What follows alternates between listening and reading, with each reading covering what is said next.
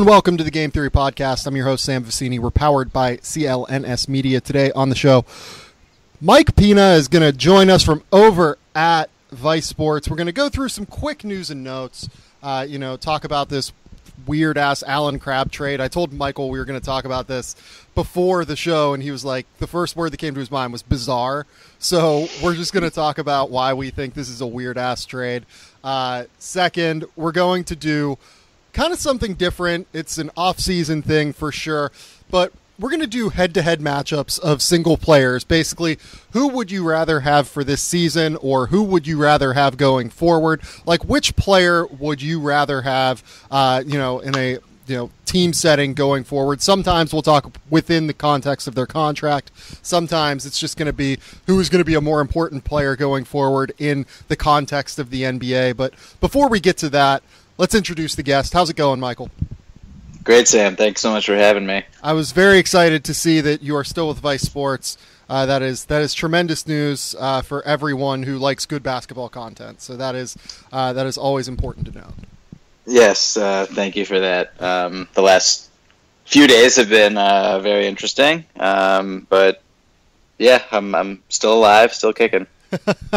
We're gonna have to see where things go from there, I'm sure. But let's talk about this Allen Crabbe trade.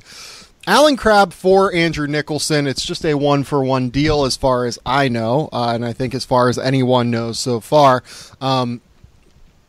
Weird trade for me from Brooklyn's perspective, mostly because I don't understand their bizarre fascination with Allen Crabbe, especially on the contract dollars that they've signed him to last offseason before being matched by Portland, as well as their insistence to continue going about reacquiring him in some way or acquiring him. Yeah, I mean, so I guess this deal kind of solidifies the fact that Brooklyn was actually interested in signing away Crabbe from the Portland Trailblazers last year when they extended that offer sheet. Yeah. There was obvious speculation that they were just trying to pull one over on Portland and put them into a tricky situation. But, I guess they're actually interested in the player. 25 years old, I believe. He shot 44% from deep last year. That's obvious value. Doesn't really do too much else. And at that price point, it's a lot of money to pay someone who can really only shoot. And, he's not really too versatile of a defender. I don't think he can cover multiple positions reliably over a sustained stretch. So, yeah, I thought it was pretty it's pretty weird for Brooklyn. Crabbe is better than Andrew Nicholson. I think we'll both agree there. But I don't know. I don't really understand what Brooklyn is trying to do here with these short-term moves that are eating up cap space and kind of making them a better team when they're going to get their draft pick in 2019, and you would think that they would want to be as bad as possible then. Yeah, so for those who don't know, Allen Crabbe has $57 million or so, right in that range, left on his contract after this coming season. That's a lot of money, and maybe he'll exercise the 2020 player option or 2019 player option, and decline the 2019 player option. I'm sorry, and end up not with the Nets for that year. But I think that we can feel pretty safely that this is a 3-year contract for $57 million, and that's a lot of money to be paying essentially what is a standstill spot-up shooter. He is one of the best spot-up shooters in the NBA. I don't really think there's any doubt about that at this stage. But it's not even just the fact that he's one of the best shooters in the NBA and, he can knock down shots. It's that he doesn't really even come off of screens all that much. He's mostly just like a pure floor spacer, standstill guy who sits in the corner or sits on the wing and doesn't really do much else. Like, he's not really a great passer. He's not really, like you said, not really a versatile defender. There's just not really a whole lot of upside to this deal, I guess. Like, he is what he is. Yeah, I suppose if we're looking at it from Brooklyn, how they've constructed their roster, I think you would want someone like Allen Crabbe potentially beside D'Angelo Russell, his pick and roll action. They still have Jeremy Lin, who's a pick and roll point guard. You spot up DeMarre Carroll and Allen Crabbe in the corners, and maybe you can have a functioning offense. But I don't know. I feel like maybe either that is a skill that you don't really necessarily need at this point in your timeline, or it's just you can find it elsewhere for a cheaper financial commitment. So it's an interesting one. Real quick from Portland's perspective, they obviously cut their tax bill substantially with this move. I believe Bobby Marks from ESPN tweeted out that it will go from $48.3 million down to $4.4 million. So that is a good chunk of change. They clear a roster spot by stretching Nicholson, and they pick up a $12.9 million trade exception. So right on for them. Yeah, I mean, that trade exception, I think, is going to be really valuable for them if they're actually in a playoff push and just kind of need to take someone into cap space, obviously. From their perspective, the question is, does this portend another move? Like, are they genuinely just clearing luxury tax space in order to go out and, be a third team in a Carmelo Anthony trade, take in a guy like a Ryan Anderson? That's still a question for me. I think that it's very possible that is the case, but even if it's not the case, I think that getting off this money is a really good move for them, and it'll open up salary cap flexibility going forward.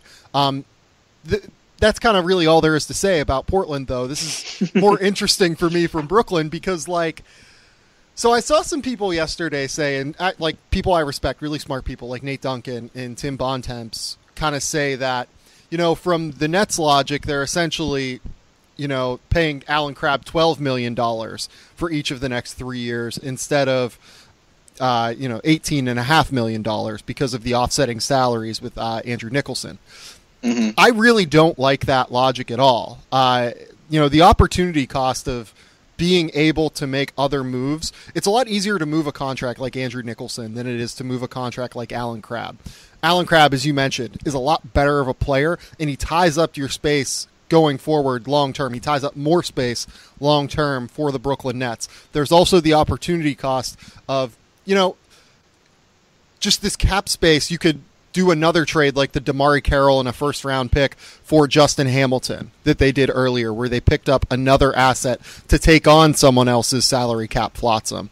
There's just a lot of opportunity costs to me involved in a trade in getting Allen Crabbe, whereas I don't think the player Allen Crabbe is as worthwhile as, a DeMarre Carroll first-round pick kind of package that I think they probably could have gotten from somewhere out there, given how important salary cap space is going to be going forward. And you would think that, acquiring Allen Crabbe's contract, that's the type of contract where you would get an asset for taking it on.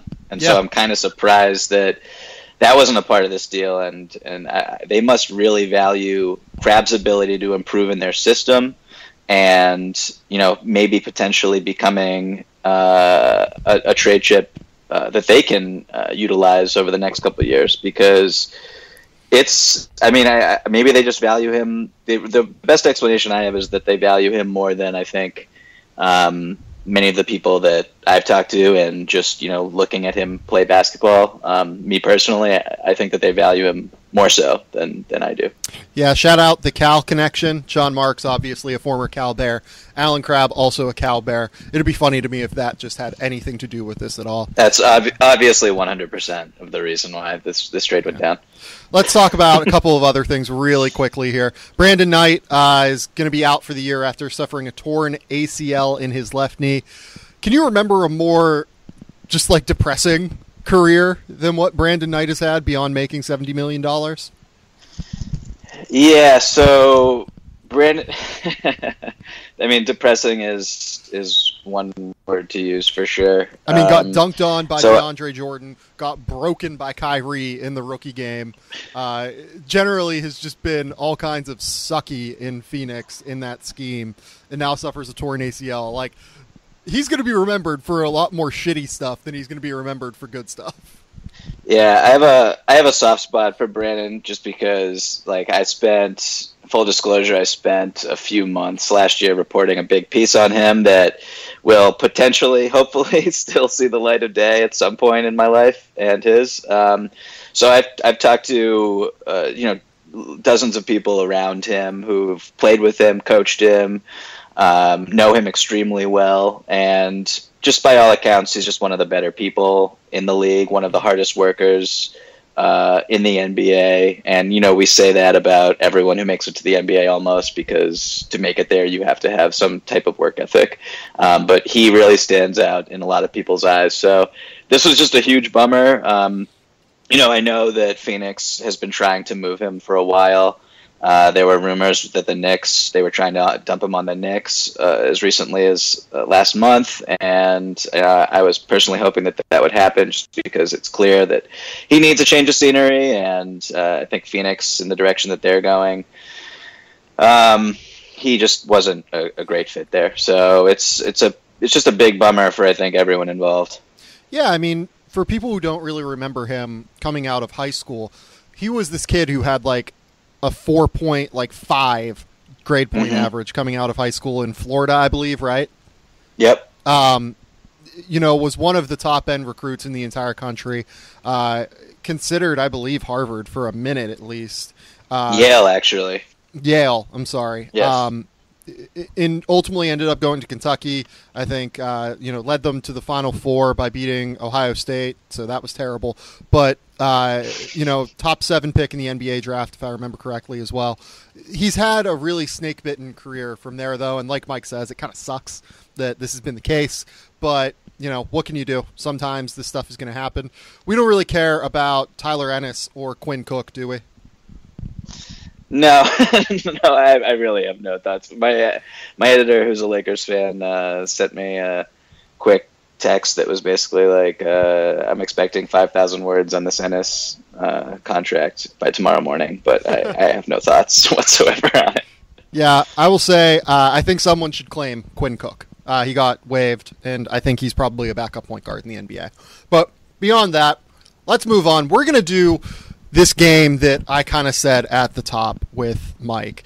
So we have 10 of these things. I don't think we're going to get to all 10, but we're going to start with a heavy hitter first. The idea of this game, again, is I'm going to ask Mike, I'm going to preface it with some sort of qualifier, either for the future, for this season, counting contracts, etc. And I'm going to ask him, would you rather have blank? So the first one here is a heavy hitter for sure. For the future, to build your roster, let's say in a vacuum, right? So you don't really have any other players on the roster. So obviously these are going to be, 2 of the top 10 players in the entire NBA.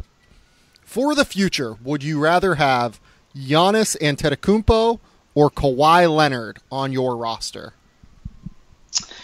So this is obviously, can I preface all these questions where there's really no right answer for a lot of these, and they're extremely difficult. For me personally, with this particular hypothetical, there is almost no one in the NBA who I would take over Kawhi Leonard, and that includes Giannis. And I totally respect Giannis's game. His ascendance is remarkable.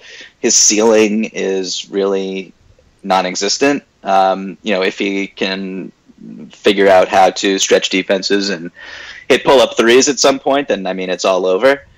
But for me, with Kawhi, the fact that he's still 25 years old, arguably, if not, I would say he's the best perimeter defender in the NBA, arguably the best overall defender in the NBA. He can shoot threes already. He's ninja in the mid-range. He finishes at the basket.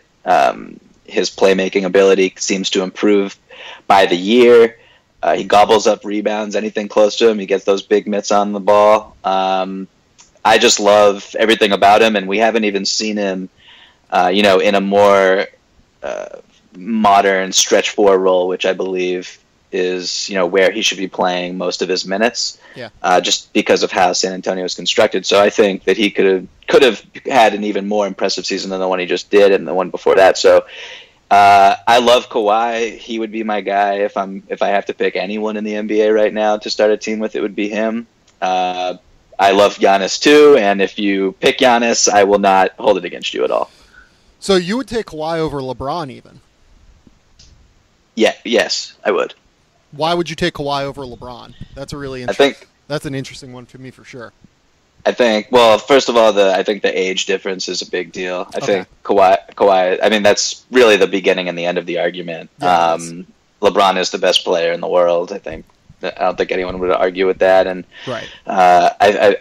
What really separates them as players, while Kawhi is the better defender, I think LeBron's ability to make those around him better, his intelligence is just on a different level. So his passing ability, his vision, all that. So, well, I don't think Kawhi can ever get to LeBron's level in that area. I think he can make up for it in other spaces of his game and also improve as a playmaker. As I said, I think he's really shown that he can read defenses as a pick-and-roll playmaker. And I think that area of his game is only getting better and better. But yeah, LeBron's the best. He's in his own world. So I think that, this is going to be like a little bit of a cop-out answer, but like, okay, so if I got Kawhi Leonard and Greg Popovich together, I would take Kawhi Leonard. But I think in any other situation outside of that scheme, I think Kawhi would be incredible. Don't get me wrong. Like, I'm not going to say that like Kawhi isn't a first-team All-NBA player, like one of the 5 best players in the NBA. But I think my ceiling is going to be a little bit higher if I try and start a team with Giannis. Because for everything that you kind of just stated that Kawhi does, Giannis just kind of does more. Like, he is an elite level scorer in the same way that Kawhi is now, just due to the athleticism, due to his ability to get out and transition, finish around the rim, etc. He's even improving a little bit in the mid-range. He's not quite where he needs to be there yet, but he's getting there in the mid-range, and it portends the ability to potentially go out and shoot at some point. Better rebounder than Kawhi, obviously, just given the wacky waving, inflatable, arm-flailing, tube-man arms. Better passer than Kawhi. That's a huge separator for me between their two games, actually. Like, if you could point to one weakness in Kawhi's game, I think it is the fact that he's not like an incredible playmaker for others. Would you kind of agree with that? Yeah, if I had to look at any area of his game that would qualify as a flaw, sure, passing, vision. I just also think that, his role and Giannis's role in last season, they're just two very different things. So it's really difficult to measure them in that way. But I would say that Giannis is a better passer, and the fact that Kawhi is 25, Giannis is 22, I think. So that's very scary too. But I'm not backing away from my Kawhi commitment. I'm also gonna kind of bring up a weird thing too. If I was starting a defense, I might rather start a defense with Giannis than Kawhi because of the ability to both protect the rim and defend on the perimeter now.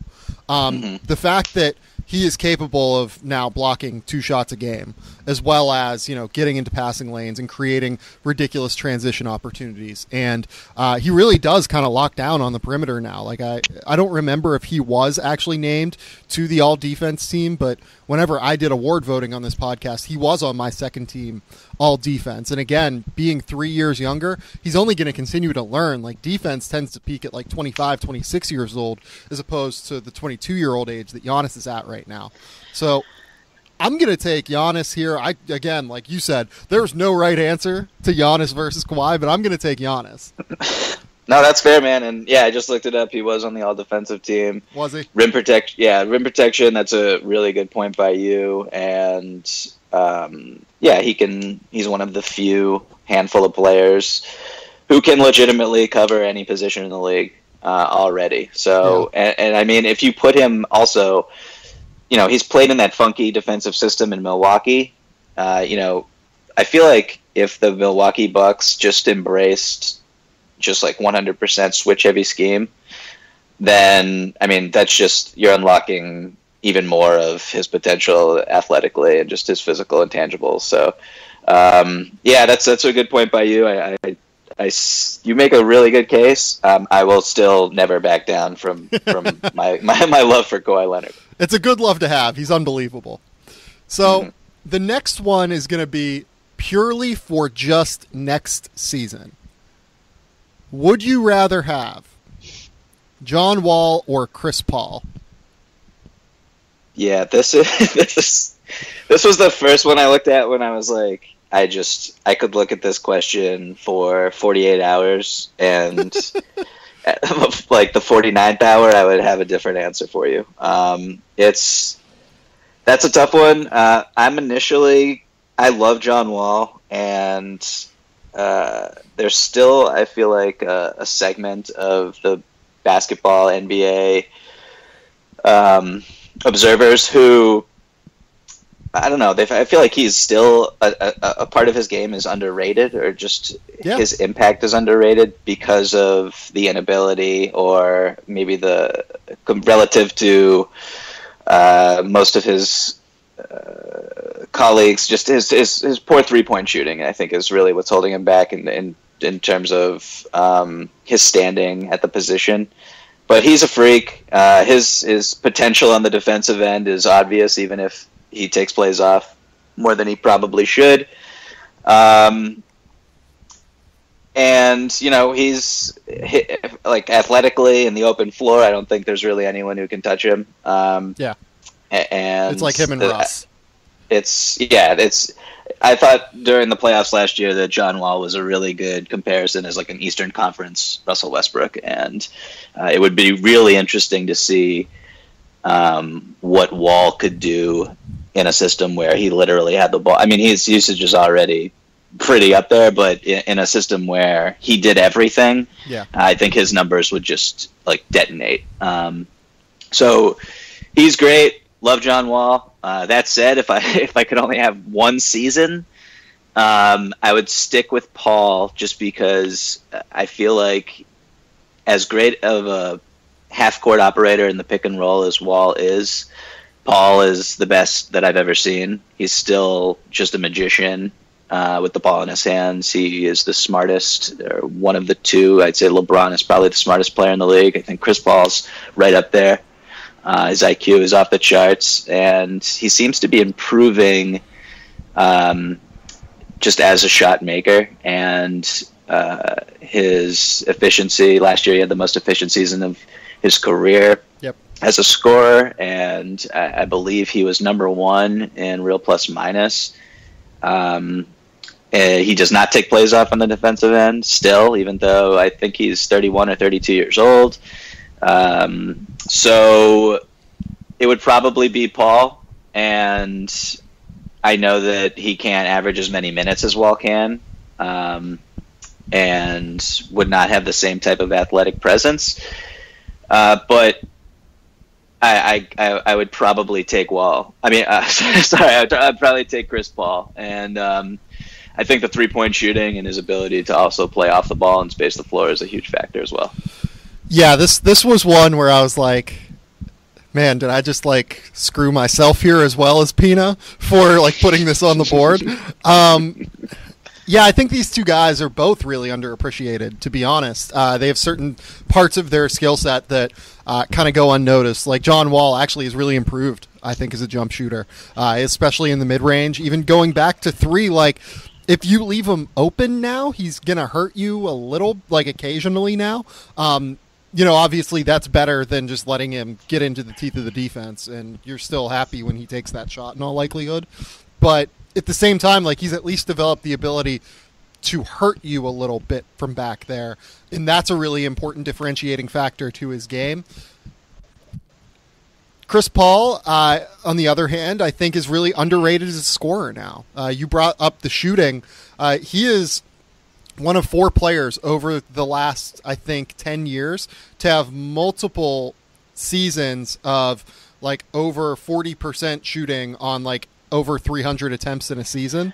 It's ridiculous how good of a 3-point shooter he's become, and I feel like not enough people kind of recognize that ability, especially within the transition to Houston. They're going to be able to run all kinds of side pick and roll action, with James Harden and Chris Paul together, and both of them are just going to be able to knock down that shot whenever the defense helps from the wing. It's going to be like kind of basketball poetry, especially with Mike D'Antoni being able to unlock a lot of their skill sets. For next season, go ahead. No. I was just going to say, real quick, I've never really understood the criticism of those two joining forces. I think it's going to be I think they're really going to complement each other really well, especially in the half court in a postseason setting. Yeah. All of that said, I think the defensive consistency is probably the differentiator for me. I think they're pretty equal as passers now. Maybe Chris Paul is a better passer. John Wall is just more athletic and can create more opportunities for his teammates. I think that you're taking, 6 of one, half dozen of the other. You know what I mean? I think that's the way that phrase works. So I think the defensive factor is a differentiator to me. They're both pretty equal scorers. Chris Paul a little bit more efficient in his decisions. John Wall just able to create more shots. I'm going to take Chris Paul. I don't feel great about it. The last question I have for you on this one is, does last year's playoffs and do Chris Paul's playoff performances in general, where he's been a good playoff performer, but his team has not necessarily had the success. John Wall has been an unbelievable playoff performer. Does that sway you at all in any way? They both, I think, have been extremely impressive in the playoffs throughout their careers. I mean, there are snapshots with Paul where people bring those moments up. The Oklahoma City series, the meltdown against Houston. Yeah. But he's also one of the more clutch players of his generation. And in the first round, I remember I attended every game of the first round series against the San Antonio Spurs. I think it was in 2015. And when he hit the buzzer beater in Game 7 to win it, basically, off the glass over Tim Duncan's outstretched fingertips, Chris Paul he's a gamer. And it's really not necessarily his fault, just because I understand you would like a player this talented to at least get to the conference finals. His career has lasted, I think we're in year 10, year 11 here. So that's a little, that's not great. At the same time, I don't put too much blame on any one individual when it comes down to it. I think he makes everyone around him better. There are, obvious complaints by teammates, past and present, who have not necessarily enjoyed playing with Chris Paul, and he's kind of a domineering personality. But at the end of the day, I think the fact that his team always gets to the playoffs and always really, they truck through the regular season with him at the helm. He's a winner. He's a gamer. I'm a big fan of everything about him, and he's one of the more competitive players in NBA history. So, yeah, it doesn't really sway me negatively, I wouldn't say. For what it's worth, I agree with you. I just thought it was an interesting point to bring up because the Chris Paul playoff thing always comes up within these discussions, doesn't it? But I like the fact that you just kind of categorically dismantled it. Yeah. Let's move on. Yeah, I tried. The next one, given the fact that Kyrie Irving is in the news so much recently, and I saw this, kind of idea floated online a little bit. Would you rather have, going forward into the future, no contracts, no anything, just in a vacuum, your point guard running your offense? Would you rather have Kyrie Irving or Damian Lillard? And before I kind of get your take on this, I'm going to read off some stats here. So last season, Damian Lillard had a 24.1 PER, Kyrie Irving a 23 PER. Damian Lillard a 58.6 true shooting percentage, Kyrie Irving a 58 true shooting percentage. Damian Lillard a 28.7 assist percentage, Kyrie Irving 29.7 assist percentage. Steal rate 1.3 versus 1.6. Turnover rate 10.2 versus 10.3.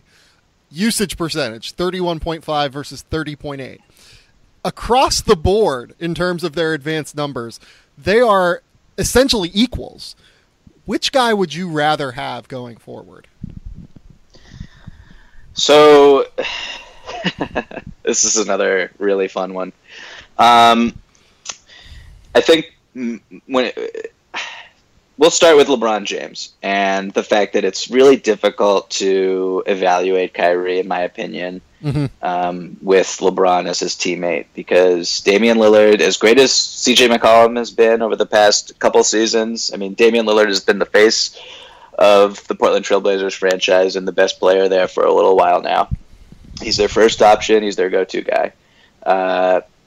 Kyrie Irving, you know, first of all, let me preface all this by saying I would rather have Kyrie over Lillard.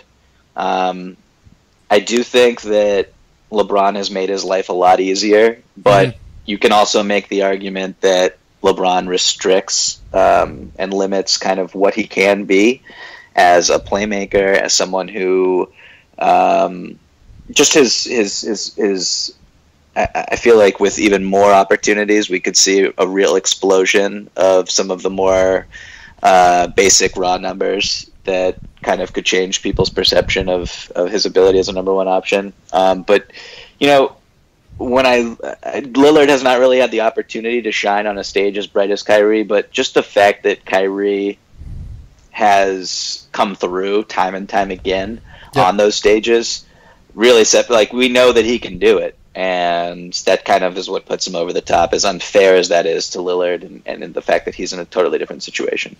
Yeah, I think Lillard is capable of that. I mean, everyone, I think, remembers the shot against Houston, I believe it was, in the playoffs, to win, I believe it was to win that series, right? Correct, yes. Yeah, like, I think Dame can knock down big shots.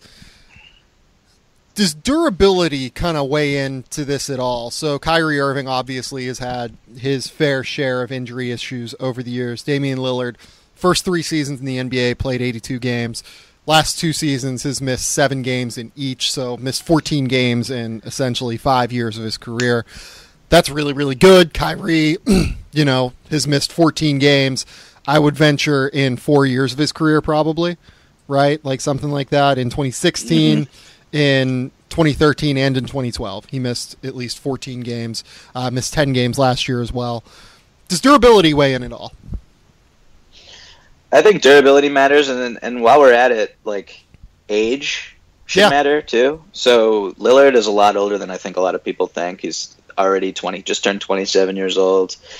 Kyrie is just turned 25 a few months ago. So I think that matters as well. I think Lillard, we'll be seeing him decline sooner, obviously, and I think that Kyrie still has, especially if LeBron leaves at some point or he leaves, he still has, pockets of his game that can be explored and expanded upon. Whereas when I look at Lillard, I'm not really sure where he can get better. He's improved throughout his career finishing around the basket. He used to be absolutely atrocious at that, and he's gotten better. Neither of them have shown really any inclination or motivation to improve or be attentive on the defensive end. Yeah.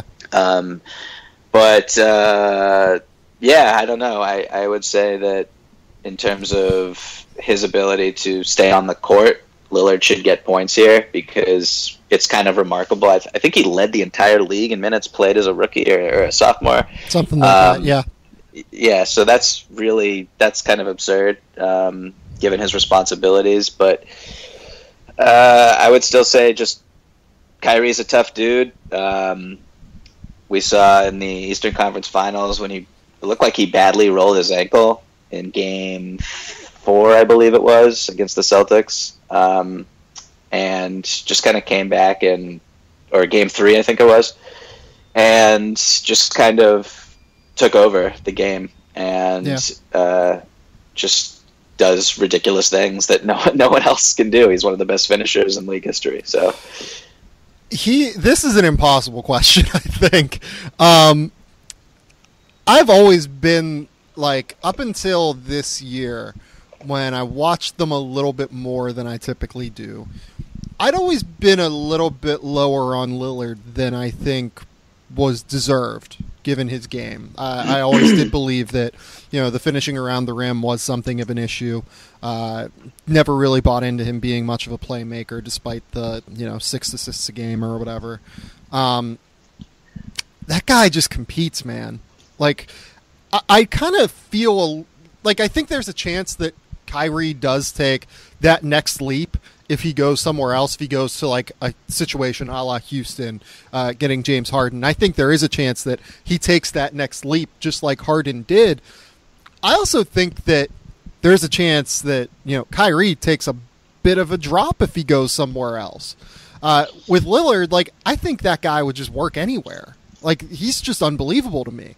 He's just going to be a metronome of consistency, knocking down shots and being able to create right to left, step back or whatever he wants to do. He's just really kind of remarkable. And then you bring up the ages, 27 versus 25. That Lillard takes better care of his body, I feel like, than anyone in the league, given some of the reporting out there. I almost feel a little bit more confident that he's going to age better than Kyrie will. I think I'm taking Lillard here, and that's no slight against Kyrie, who I think is one of the top 20 to 25 players in the NBA. I really am just going to take Lillard and kind of go with it. Who do you think is the better shooter? Oh, man. Because I feel like that's a defining question here. I think it's probably Kyrie, but I think Lillard is the better shot creator. Interesting. Okay. I think pure shooting ability, I think it's probably Kyrie.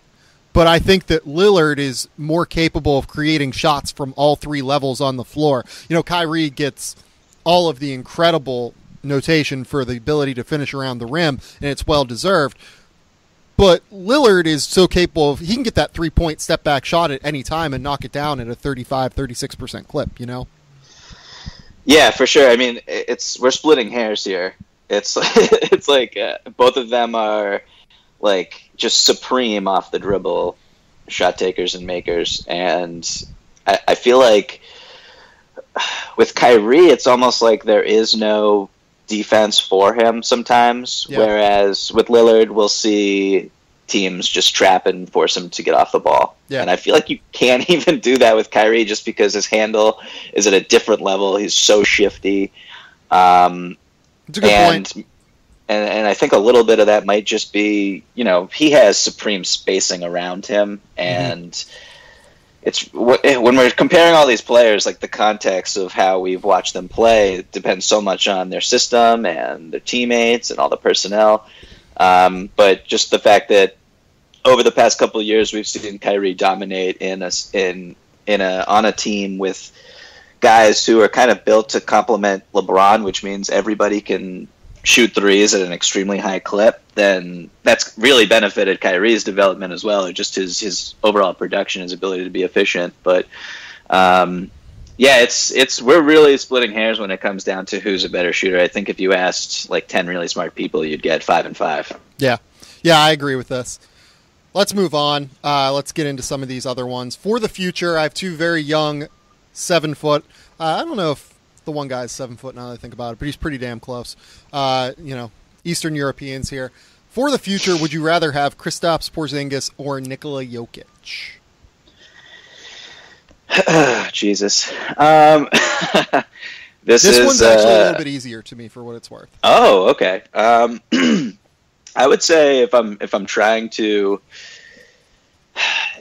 starting from scratch, I think if I take Porzingis, I know that I have a little bit more confidence in having someone who can protect the rim, who can be a little bit more agile on the perimeter as a defender, and who is probably going to have an easier time throughout his career creating shots for himself and hitting really difficult threes and spacing the floor and all that.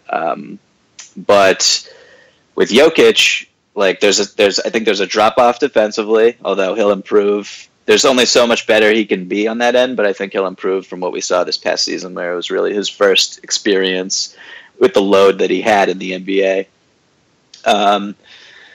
But Jokic really makes everybody around him better in a way that very, very, very few players in the entire league do.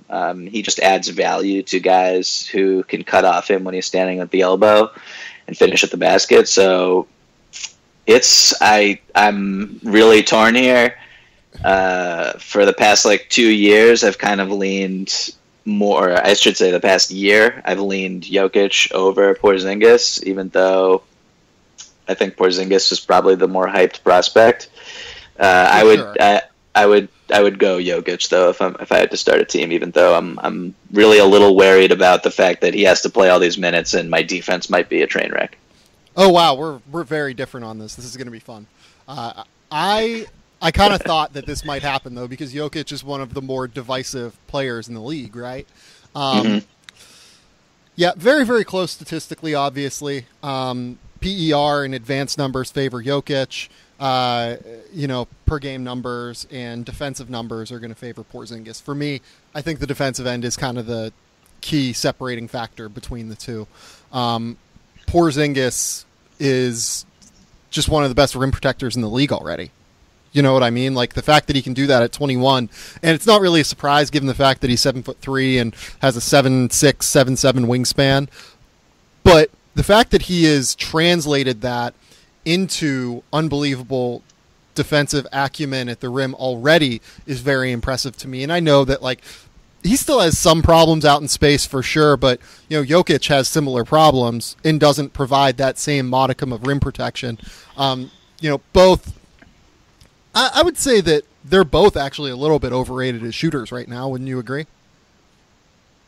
Yeah, I mean, I personally am not really too hyped on either of them. I mean, as knockdown threats, I would say I would give the edge to Porzingis. I think he can be a knockdown threat.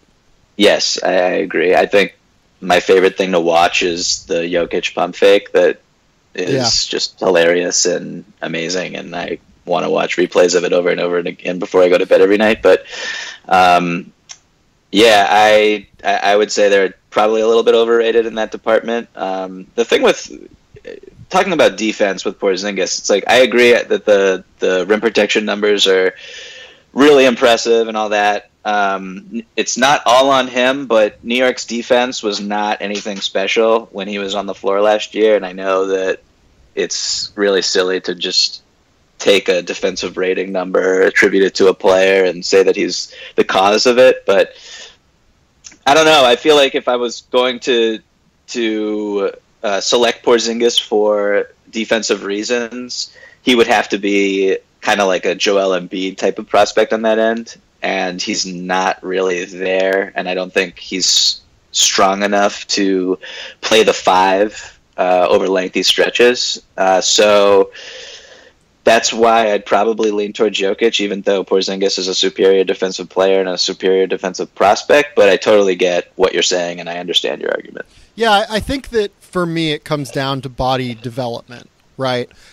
I believe that Porzingis' frame is going to continue to fill out over time and allow him to play the five more going forward. He has these big, broad shoulders. He has great, kind of skinny-ish hips, but the key is going to be lower body strength, I think. If he can continue to add lower body strength, he's not only going to be able to bang inside better, he's not only going to be able to absorb contact better, but I think he's going to be able to push out a little bit more on the perimeter and defend if he's not quite as top-heavy as he is right now, or seems to be right now, just given the gangliness of his game so far on the defensive end. The passing ability is a huge differentiator for Jokic as well, as you kind of brought up at the top. He can be a primary initiator, and the ability to do that opens up the way that you build rosters, immeasurably. I think that both of these guys, in a lot of ways, just kind of bring the ability to, or open up your ability to build rosters in a wide variety of ways, really. Jokic, you probably need like an elite defender next to him, but you also can just get a scoring point guard and don't really have to worry about a guy who can get in and out of sets offensively. You can create some really interesting creative sets to run for Jokic at the high post or at the three-point line or in dribble handoffs. Porzingis, on the other hand, you don't need to worry about, these weak side shot blockers next to him. I think he's going to be a really good rim protector at some point. His ability to space the floor allows you a little bit more...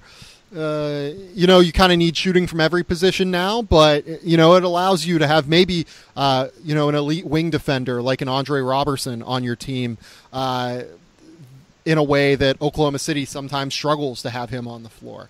So they're both really interesting players. They're both 21 years old, obviously, or played their 21-year-old season this year. The more that you kind of talked about it, the more I do think that you are splitting hairs here when speaking about them. But I am going to take Porzingis, I think. I'm glad we disagreed on this. Yeah, no. For me, just like when I look at players who are super talented, like the ability to lift up everyone around you, make life easier for everybody else on the court, like Jokic has this rare ability to be probably when he's in his prime, he'll be the best passing player at his position by far, if not already next season he might be. So it's that ability right there is really special. And the fact that he has a little bit of stretch to his game, which is really, that's critical, or else I'd go with Porzingis just because it's great that you can pass, but if you can't shoot threes, it's just really tricky to have sustainable success right now in the league. So that's probably, if he didn't have that, then I would go with Porzingis just because of that stroke that Porzingis has. But just the ability to accentuate strengths in your teammates single-handedly is something I really like with Jokic. Yeah.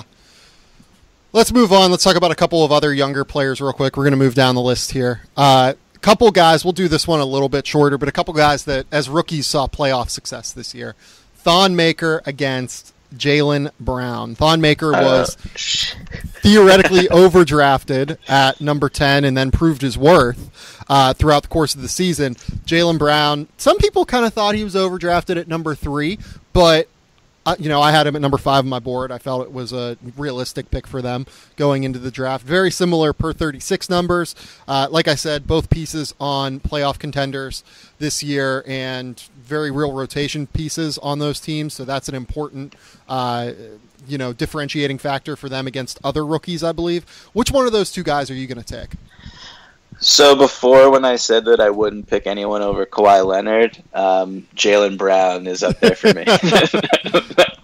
I do love Jaylen. I feel like that's part of the reason I put him on here. I thought you were trolling me when I saw that he was one of the selections that we would be able to debate. But no, like in all seriousness, I love Jaylen. Anyone who follows my Twitter account knows that it's completely irrational.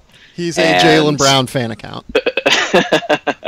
So it's like, no disrespect to Thon Maker, who, like, by the way, he was super impressive in the playoffs last year, unexpectedly, but also looked kind of like lost in Summer League. I know it's really just Summer League, whatever. Yeah.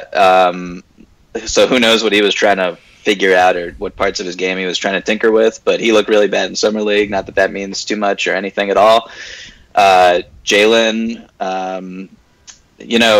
it's just like when I look at where the league is, when I look at Jaylen's physical makeup, his skill set that should be able to develop over the next few years, his value already on the Celtics team that's really trying to switch at all 5 positions and be as versatile as possible. I think they're really confident already in his ability to knock down spot-up corner threes, which is huge. Yeah. He's not going to be asked to do too much for the next few years either, which, it's really difficult to gauge the situation that him and Tatum are in, because normally when a player of this talented, this young comes into the league, they're given so many more responsibilities and their role is larger and it kind of expands as the years go on. Mm-hmm. But with Jaylen and Tatum, just because of where the Boston Celtics are and how rare their situation is, it's really difficult to kind of gauge their development, and they're just going to have to be precise in their roles. That said, I think that Jaylen, I just love everything about him. So he's obviously my pick here, even though, when I look at it rationally, someone who is as big and long as Thon Maker, who can pass out of the post, who has already displayed, just intelligence beyond his years, who can shoot, that's just Like, that's freakish, and if you have that, you keep it. But I would still go with Jalen. Yeah, I'm still going to take Jalen here as well, honestly, and that's not a slight to Thon Maker, even though I've been a little bit outspoken that I think people are a little bit too much on the hype train. Just a sneaky amount. I think he's going to be a really good role player in the NBA for sure. I wasn't sure he was an NBA player before the 2016 draft, but he's proven that in spades so far in his career. I think he's done really, really well. He's definitely going to be an NBA player. We'll see how the body develops. We'll see how the rest of his game develops. I think the key is going to be the jump shot. I still don't totally believe in him as like an exceedingly high-level jump shooter. I actually weirdly kind of believe in Jaylen Brown's jump shot a little bit more going forward. Jaylen Brown's ability to switch and defend all 5 positions, I think they're both incredibly hard workers, to be honest. There's not really a differentiating factor there. But, yeah, I'm going to take Jalen's switchability. I'm going to take, just the fact that, in general, right now, in the NBA, wings are more valuable than bigs, even bigs who can switch defensively and space the floor potentially. I'm going to take Jaylen Brown and just kind of roll with it. Yeah, you brought up a really interesting thing about the value of switchability with regards to the wing position, and just like not to get too sidetracked, but you would know better than I, but watching the Milwaukee Bucks and kind of how they've constructed their team, like I feel like they could throw out a lineup that has like 4 guys who can switch all 5 positions, who are all taller than like 6'9", 6'10", which is totally unprecedented, and I don't know how you combat that or score on that, but that's just I wrote a thing about DJ Wilson, and I don't watch college basketball. I know that you do, so I don't know if there's too much validity there, but I think it's just an interesting thing with having size and switchability as opposed to just someone who's 6'7" and strong and fast. Yeah, I think DJ Wilson has that potential. He's just not there yet. That development staff in Milwaukee, I think, also should get a lot of credit. Both of these teams have a great development staff, and we'll kind of see where it goes from there. The last one that we're going to talk about here before I let you go, Mike, this is another one of your special pet guys that I know you love. I said this on the podcast on Wednesday that I feel like the most underreported fact of the NBA over the last 3 years is that DeAndre Jordan has been an all-NBA player in each of the last 3 years. It's impossible to me that like people don't realize how good he is at this stage. So for next season, would you rather have DeAndre Jordan or Karl Anthony Towns? And again, this is just for next season alone. I love DeAndre. I think that his value in terms of, being arguably the best rebounder on the planet. I think he is the best rebounder on the planet. I don't even know that it's arguable. There you go. Okay. Like, he's just an unbelievable rebounder. Unbelievable rebounder, freak athlete who's yet to really show much decline with his spring.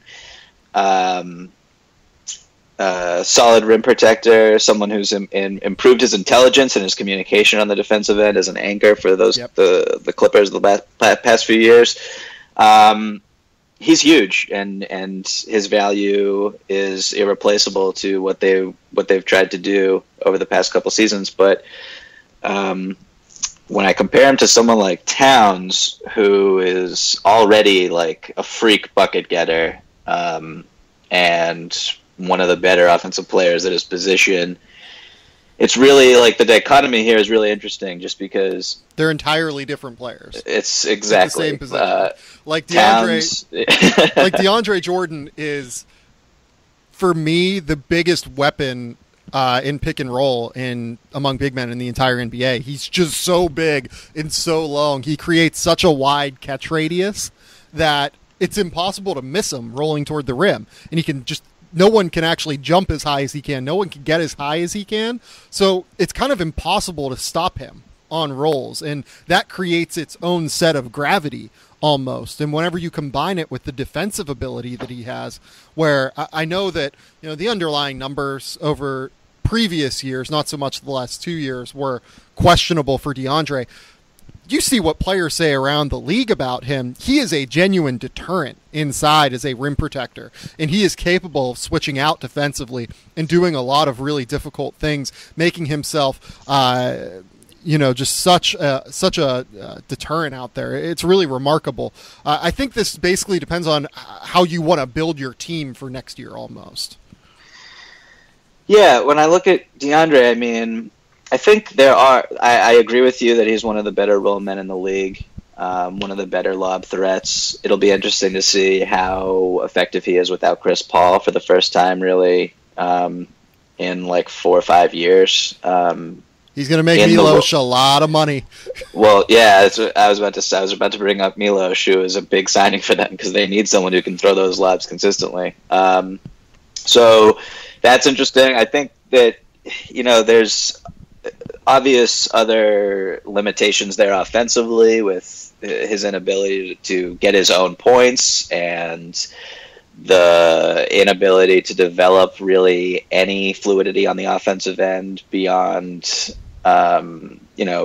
dunks off lobs and catches. Yeah. So that's a problem, and it kind of limits what you can do offensively. I mean, he can't even really pose a legitimate threat on DHOs extended. So that's an issue, I think. Yeah, and so they've used him well, I think, and they've developed him well. But when I compare that with Towns, who is like 7 or 8 years younger, even for next season, I'm more confident in Towns making a leap defensively than I am Jordan improving in any area offensively. So that's why I would go with Towns, and just the freakish, his just ability to score like either hand around the basket. His post moves are already just, they're unbelievable. He can already shoot from anywhere. I would go with Towns, but I think that this is a respectable conversation, and Jordan brings a lot to the table. Yeah, for me, it basically just depends on if you believe Towns is going to make a leap defensively. I think there is a very real chance that DeAndre Jordan is more valuable than Towns next year. Like I said, throughout my little spiel on DeAndre, when you are one of the league's 5 best rim protectors, as well as its best pick and roll, diving to the rim threat in the league, that's just incredibly, incredibly valuable.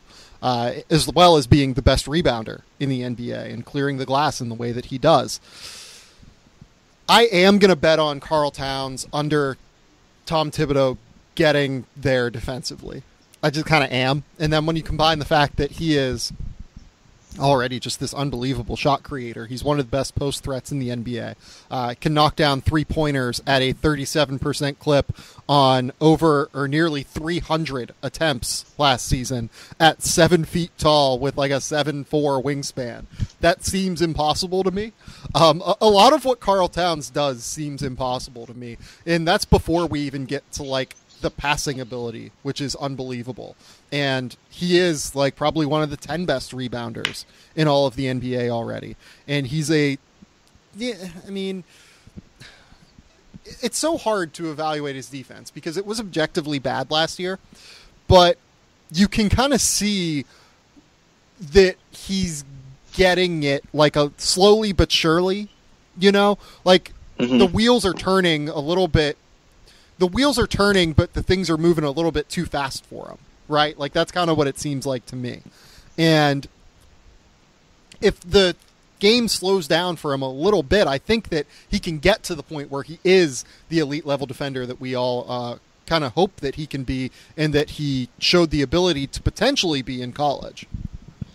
Yeah, I mean, I'm not concerned with him just like being a minus defender like his whole career or anything like that. That's just not like I think big man defense is one of the hardest things for a young player to learn. Yep. And especially with a coach like Tibbs, who I'm sure was expecting quite a bit out of him last year, playing him 37 minutes a night, and yep. It was really difficult for him to come in and be an anchor. So it's I think we should see strides this year, especially with the additions that they've made with Butler, who is an obvious plus defender with Taj Gibson, who I think will be able to, speak to him on the floor, which is something he didn't really have last year. Someone who really knows that system and what Tibbs wants his guys to do. So I think those additions will really help Towns. And I mean, just physically, we've got a guy here who has shown he can switch out on guards and contain them in stretches. So when he knows what he's doing and he has confidence in his movement, it's going to be very scary. Yeah, it's going to be absolutely terrifying. I'm glad that you brought up the defensive communication as well with DeAndre Jordan earlier. That's a really underrated portion of his game. He was the one calling out everything from the back line last year for the Clippers, and really over the last few years for the Clippers. And that's a portion of his game that goes underrated, and I feel like it's a portion of every center's game that goes underrated, because calling out defenses from the back line and calling out plays from watching film really from the back line, it makes life so much easier for the rest of your defense. Yeah, no, if you go to Clippers games, you can hear him let his guys know where the screens are coming from. He's just where he's going to be. He's just a tremendous communicator. His confidence on that end has exploded over the past few years. Yeah. All right, I think we're going to get out of here, Michael. Tell the people where they can find your work. Tell the people about your podcast. Tell the people everything they need to know about you. Well, there's very little to know, so just follow me on Twitter at Michael V. Pina, and I do host a podcast called the Big Three Podcast, where we just talk about Jaylen Brown's development once a week. So check that out. It's with two other Celtics guys, and yeah, I mean, I'm just plugging away. Really looking forward to the downtime here in the NBA, which I thought would never ever come. Yeah, I'm not even sure that it will come, to be honest. It always feels like it's about to come, it's about to get here, and then it just never comes. This has been the Game Theory Podcast. Please remember to rate, review, and subscribe to the show on iTunes. Really helps us move up in the rankings, really helps us get the word out about the podcast more often. You can find us on SoundCloud, Google Play, Stitcher, Android, any other podcasting platform where there are podcasts there. I'm sure we're up on that by now. We'll be back on Friday with something similar to this, probably a little bit more fun and probably a little bit more debatey in nature. We're going to embrace debate, #embrace debate on this show this summer. So thank you all for listening. I really appreciate it. And actually on Friday, I might actually have some big news for you guys too. So we will talk soon. Bye-bye.